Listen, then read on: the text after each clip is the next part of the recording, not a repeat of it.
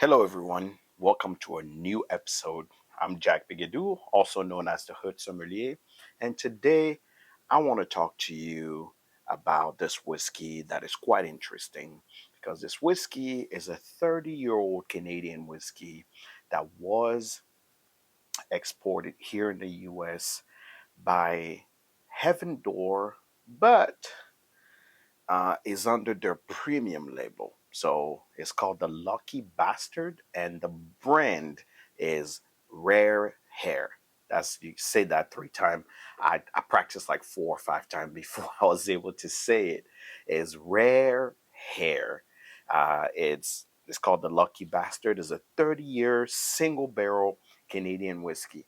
I've never had a 30-year-old Canadian whiskey before, and apparently this one was finished in chartreuse cask, which is a Pineau Des Charentes cask, will be a wine cask. So it's a 30-year-old whiskey that was finished in a wine cask. The ABV on this is 44.5% ABV, which is a little low, which is what, 88 proof. So it's a little low, 89 proof. So very, very low, even lower than close to what a Scotch proof is, which for a 30-year-old whiskey, it's quite is expected because it's been that long in a barrel. Um, the shocking part here is the MSRP. The MSRP on this whiskey is $5.99, so almost $600, but makes sense for a 30-year-old whiskey. So, but we just want to try it and see if it's great, if it's not, and how does it come up. I'll pour some here in this glass, um, in our American whiskey glass, which is our sponsor for this episode. All right.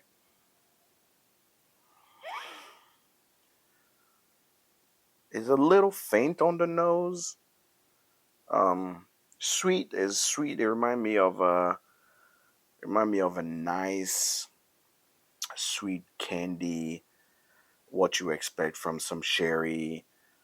So it's very nice, but it doesn't smell sweet like it smells more sweet like a honey sweet.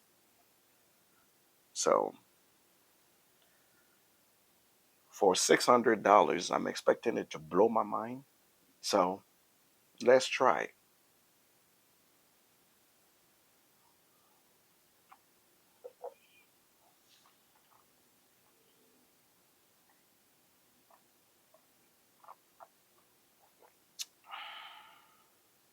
Okay, okay. There is a nice layer of flavor here. I can't deny that the flavor. There is a depth of flavor here. Some sweet honey. It's a bit of oak, but not too much. There's that ginger, a little bit of anise spice. But honestly, it is solid. Is holding. Nice, hold sweet, but not too oaky. For a 30-year-old, you think the oak is gonna be forward, but it is not. I truly believe it comes quite nicely on the tongue. They still leave a little bit of that spice note, a lot of spice note that is the mid palate. At the finish, it's a little short on the finish, but it remains a little bit. Let's have another sip just to verify.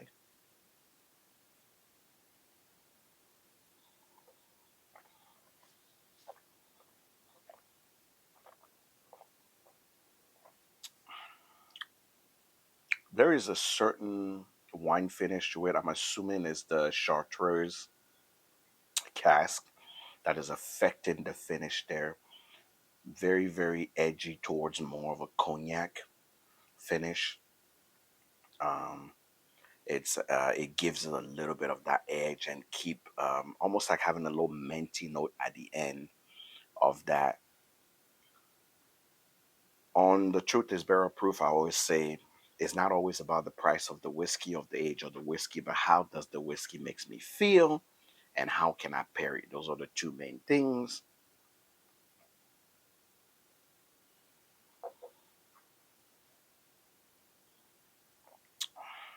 This whiskey make me feel confused because the layer of note require a little bit of attention. It makes me feel like I have to pay attention. I have to, but it also makes me feel warm inside, very, very buttery going down. So I feel very warm inside. Feel really good. Is it $600 worth good? I'm not sure, but if you are an older whiskey lover, the oak note added to the cognac note definitely will make you feel warm inside. Something common, something that you used to, something that you can relate to.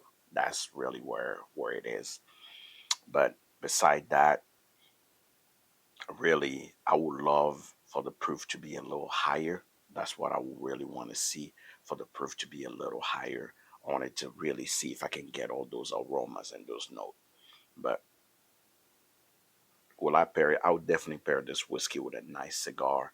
This whiskey is definitely a cigar, not more food, but more cigar than food.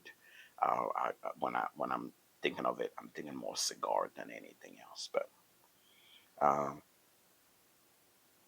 Rare Hair Lucky Bastard. Have you tried it? Have you had a sip? What do you think? Will this revolutionize the world of whiskey?